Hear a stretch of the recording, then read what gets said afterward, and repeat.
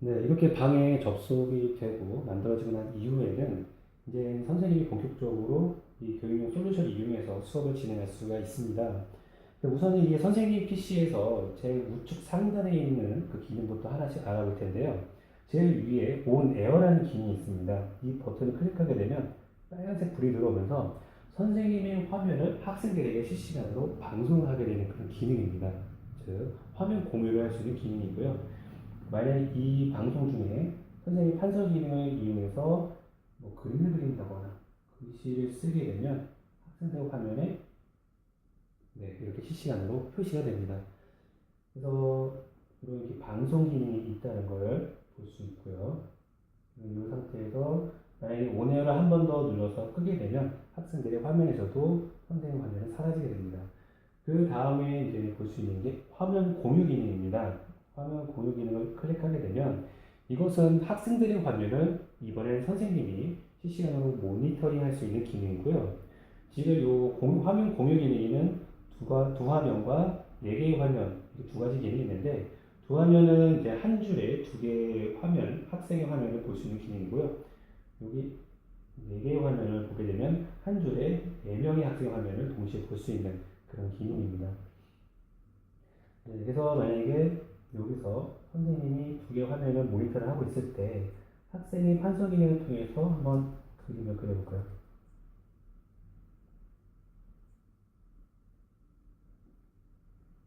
네, 이렇게 그림을 그리게 되면은 선생님은 네, 학생 화면을 이렇게 모니터링해서 이 학생이 지금 어떤 걸 하고 있는지를 네, 시간으로 감시를 할 수 있는 그런 기능이 되겠고요.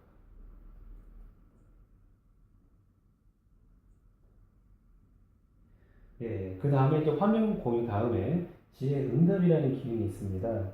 지혜 응답에는 네 가지 문제 유형을 갖고 선생님이 선택을 해서 학생들과 같이 수업을 진행할 수가 있습니다. 우선 객관식, 그 다음에 OX 주관식, 그림으로 답하기 이렇게 있는데 객관식부터 살펴보겠습니다. 자, 객관식 보시게 되면은 보기의 개수를 선택해 주세요라고 있고 문제를 쓸 수가 있는데요. 선생님이 여기서 문제를 입력하고 학생들에게는 보기는 말로써 예를 들어주시면 됩니다. 만약에 예를 들어서 우리나라의 국보 1호는 하고 문제를 냅니다. 그리고 보기는 세 가지를 준다 학생들한테 미리 알려주고 1번 동대문, 2번 남대문, 3번 서대문 이렇게 알려준 다음에 문제 전송을 하게 되면 학생들은 우리나라 국보 1호 문제는 똑같이 보는데 보기가 그냥 3개만 나와 있어요. 근데 선생님이 말씀을 해주셨죠. 그래서 각자 아는 정답을 선택을 해서 답 전송을 하면 되고요. 네, 이렇게 답 전송을 하게 되면 바로 선생님 화면에 실시간 결과와 함께 백분율 표로 정답에 대한 비율을 확인해 볼 수가 있습니다. 이렇게 객관식 문제를 학생들과 같이 진행할 수가 있고요. 그 다음에 질의응답 두 번째 이제 OX로 진입을 하게 되면 OX는 간단합니다. 즉 문제를 내실 때 학생들이 예 또는 아니요 즉 OX로 답할 수 있게끔 문제를 작성해 주시면 됩니다. 자 문제를 한국 전쟁의 결발지는 1940년이다 하고 문제를 냈어요. 그러면 학생들 화면에 바로 실시간으로 뜨게 되고 뭐 맞으면 맞다 뭐 학생들이 다양하게 답변하겠죠. 네. 그런데 답을 전송하게 되면 한국전쟁 발발 시기는 물론 1950년이긴 하지만 맞다고 한 학생이 2명이나 나왔다는 거 이걸 바로 확인할 수가 있게 됩니다.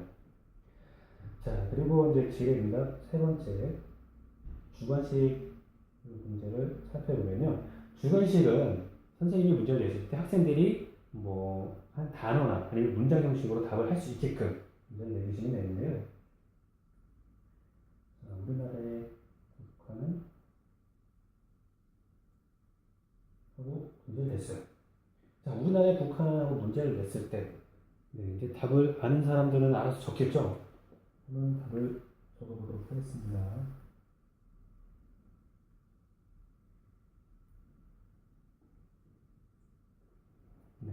답을 전송하게 되면 학생들이 제출한 답안이 선생님 화면에 그대로 표시가 되게 됩니다. 다음에 이제 그림으로 답하기 이 기능을 살펴보면요. 이거는 이제 문제를 낼 때 학생들이 그림으로 답을 할 수 있게끔 내주시면 되는데요. 별을 그려보세요. 그리고 선생님이 문제를 냈습니다. 자, 별을 그려보라고 냈더니 학생들이 거기에 따라서 뭐 답을 제출을 하겠죠. 그래서 왼쪽에 보이는 그림 답변 제출을 누르게 되면 어떤 학생이 어떤 답안을 제출했는지 바로 확인할 수가 있습니다. 이렇게 질의응답에서 네 가지 문제 유형을 선택해서 수업을 진행할 수 있는 기능이 되겠고요. 그 다음에 보이는 기능은 바로 파일 전송 기능입니다. 이 파일 전송은 지금 선생님 컴퓨터에 저장되어 있는 파일을 학생에게 보내주게 되는 건데요. 아무래도 우선 네트워크 환경을 좀 감안해서 기본적인 간단한 그림 파일이라든가 아니면 텍스트 파일 정도를 보내는데 좀 문제없이 진행을 할 수가 있습니다. 그래서 파일 전송을 실제로 진행을 하게 되면 철수 또는 영이 이렇게 선택적으로 보내줄 수도 있고요. 아니면 전체 선택을 해서 모든 학생들에게 바로 보내줄 수도 있습니다. 네, 이런 파일 전송 기능이 있고 그 다음에 이제 보이시는 기능 중에 학생 지목이 있습니다. 학생 지목은 랜덤으로 이미 학생을 지정을 하게 되고요. 근데 그 지목된 학생의 이름이 전체 학생에게 모두에게 똑같이 알림창으로 뜨기 때문에 누가 지목됐는지를 정확하게 알 수가 있습니다. 그 다음 보이시는 기능이 이제 초기화 기능입니다. 초기화는 하나의 날짜를 지정할 수가 있는데요. 학생들의 컴퓨터에서 어떤 파일 저장을 때 특히 저장소에 파일 저장이 되게 되는데 선생님 컴퓨터에서 초기화 버튼을 누르고 날짜를 지정한 다음에 완료를 누르시게 되면 그 지정 날짜 이후에 학생들 컴퓨터의 특기 저장소에 저장된 파일들이 전부 사라지게 됩니다. 이렇게 파일 데이터 관리하는 그런 기능이 되겠습니다. 이제 마지막으로 이제 초기화 아래 접속 목록이 보이실 텐데요. 접속 목록에는 선생님 컴퓨터는 기본적으로 호스트라는 이름이 지정이 되어 있고요. 그 다음에 학생들이 접속할 때 자기 이름을 적지 않았습니까? 그 이름 맞춰서 철수, 영희 이렇게 표시가 됩니다. 그래서 지금 이제 접속 순으로 나열이 되어 있고요. 근데 이걸 또 이름 순으로 클릭하게 되면은 영희, 철수 이렇게 순서를 또 정렬을 할 수가 있습니다.